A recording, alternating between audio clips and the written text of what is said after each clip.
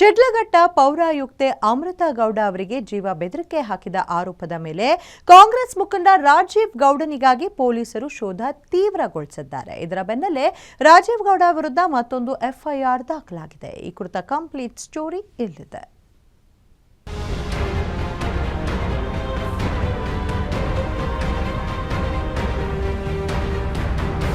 ಶಿಡ್ಲಘಟ್ಟ ಪೌರಾಯುಕ್ತೆ ಅಮೃತಾ ಗೌಡ ಜೀವ ಬೆದರಿಕೆ ಹಾಕಿದ ಆರೋಪದ ಮೇಲೆ ಕಾಂಗ್ರೆಸ್ ಮುಖಂಡ ರಾಜೀವ್ ಗೌಡನಿಗಾಗಿ ಪೊಲೀಸರು ಶೋಧ ತೀವ್ರಗೊಳಿಸಿದ್ದಾರೆ. ಇದರ ಬೆನ್ನಲ್ಲೇ ರಾಜೀವ್ ಗೌಡ ವಿರುದ್ಧ ಮತ್ತೊಂದು ಎಫ್ಐಆರ್ ದಾಖಲಾಗಿದೆ. ಈ ಕುರಿತು ಒಂದು ಸ್ಟೋರಿ ಇಲ್ಲಿದೆ ನೋಡಿ. ಚಿಕ್ಕಬಳ್ಳಾಪುರ ಹಾಗೂ ಶಿಡ್ಲಘಟ್ಟದ ಕಾಂಗ್ರೆಸ್ ಮುಖಂಡ ರಾಜೀವ್ ಗೌಡ ಅಲ್ಲಿನ ಪೌರಾಯುಕ್ತೆಗೆ ಸಾಕಷ್ಟು ರೀತಿಯ ಅವಾಚ್ಯ ಪದಗಳಿಂದ ಬೈದು ನಿಂದನೆ ಕೂಡ ಮಾಡಿದ್ದ. ಅದೇ ರೀತಿ ನಿನ್ನ ಸುಟ್ಟಿ ಹಾಕಿ ಬಿಡ್ತೀನಿ ಎನ್ನುವ ಒಂದು ಮಾತನ್ನ ಹಾಡಿ ಏನು ಬೆದರಿಕೆ ಹಾಗೂ ಧಮಕಿಯನ್ನು ಕೂಡ ಹಾಕಿದ್ದ. ನಂತರದಲ್ಲಿ ಸಾಧಾರಣವಾಗಿ ಎಫ್ಐಆರ್ ಕೂಡ ಆತನ ವಿರುದ್ಧ ರಿಜಿಸ್ಟರ್ ಆಗಿತ್ತು. ಹೀಗಾಗಿ ಏನು ಚಿಂತಾಮಣಿಯ ಕೋರ್ಟ್ ಅದೇ ರೀತಿ ಹೈಕೋರ್ಟ್ಗೆ ನನಗೆ ಬೇಲನ್ನ ಮಂಜೂರು ಮಾಡಿ ಅಂತ ಆತ ಏನು ಒಂದು ಅರ್ಜಿನ ಸಲ್ಲಿಸಿದ್ದ. ಆದ್ರೆ ಆ ಅರ್ಜಿಗಳು ತಿರಸ್ಕೃತ ಆಗಿ ಸದ್ಯ ಬಂಧನದ ಭೀತಿಯಲ್ಲಿದ್ದಾನೆ. ಫುಲ್ ಡೀಟೇಲ್ಸ್ಗಾಗಿ ಈ ಸ್ಟೋರಿ ನೋಡಿ. ಶಿಡ್ಲಘಟ್ಟ ನಗರಸಭೆ ಪೌರಾಯುಕ್ತೆಗೆ ಧಮಕಿ ಹಾಕಿರೋ ಪುಡಾರಿ ರಾಜೀವ್ ಗೌಡ ಬಂಧನ ಭೀತಿಯಿಂದ ಇದೀಗ ಕಳೆದ 12 ದಿನಗಳಿಂದ ತಲೆಮರೆಸಿಕೊಂಡಿದ್ದಾನೆ. ಶಿಡ್ಲಘಟ್ಟ ನಗರಸಭೆ ಪೌರಾಯುಕ್ತೆಗೆ ಕಚೇರಿಗೆ ಬೆಂಕಿ ಹಾಕಿಸ್ತೀನಿ, ಚಪ್ಪಲಿಯಲ್ಲಿ ಹೊಡೆಸ್ತೀನಿ, ತಾಲೂಕು ಬಿಟ್ಟು ಓಡಿಸ್ತೀನಿ ಅಂತ ಮಹಿಳಾ ಅಧಿಕಾರಿಗೆ ಬೆದರಿಕೆ ಹಾಕಿದ್ದ ರಾಜೀವ್ ಗೌಡ ಇದೀಗ ಆತನೇ ಊರೂರು ಅಲಿಯುತ್ತಿದ್ದಾನೆ. ಇದೀಗ ಪುಡಾರಿ ರಾಜುಗೆ ಶಾಕ್ ಮೇಲೆ ಶಾಕ್ ಎದುರಾಗುತ್ತಿದೆ. ಈಗಾಗಲೇ ರಾಜು ಮೇಲೆ 2 ಕೇಸ್ ದಾಖಲಾಗಿದ್ವು. ಆದರೆ ಇಂದು ಸಹ ರಾಜೀವ್ ಗೌಡ ವಿರುದ್ಧ ಮತ್ತೊಂದು ಎಫ್ಐಆರ್ ದಾಖಲಾಗಿದೆ.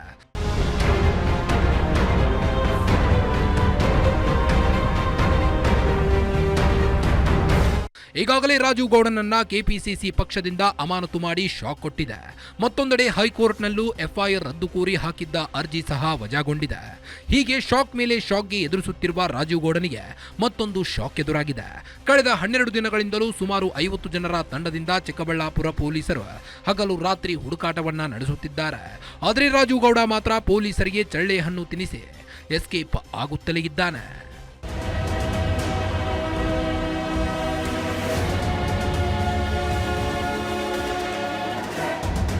ಒಟ್ಟಾರೆ ಬಂಧನದ ವಿಳಂಬ ಕುರಿತು ರಾಜ್ಯದ ಗೃಹ ಸಚಿವ ಜಿ ಪರಮೇಶ್ವರ್ ಪ್ರತಿಕ್ರಿಯೆ ನೀಡಿ ಈ ಪ್ರಕರಣವನ್ನ ಅತ್ಯಂತ ಗಂಭೀರವಾಗಿ ಪರಿಗಣಿಸಿದ್ದೇವೆ ಎಂದಷ್ಟೇ ಹೇಳಿದ್ದಾರೆ ಹೊರತು ಆದರೆ ಇಲ್ಲಿಯವರೆಗೂ ರಾಜೀವ್ನನ್ನ ಬಂಧಿಸಲು ಗೃಹ ಇಲಾಖೆ ವಿಫಲವಾಗಿದೆ.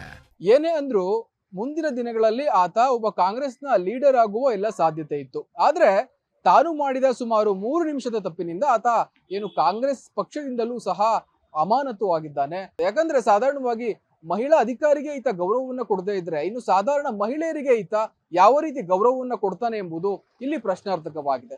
ಒಟ್ಟಾರೆ ಆತ ತಲೆಮರೆಸಿಕೊಂಡಿದ್ದು ಯಾವಾಗ ಪೊಲೀಸರು ಆತನನ್ನ ಏನು ಬಂಧಿಸ್ತಾರೆ ಅನ್ನೋದು ಸದ್ಯದ ಮಾತಾಗಿದೆ. ಕ್ಯಾಮರಾ ಪರ್ಸನ್ ಸಚಿನ್ ಜೊತೆ ಗಿರೀಶ್, ಗ್ಯಾರಂಟಿ ನ್ಯೂಸ್, ಬೆಂಗಳೂರು.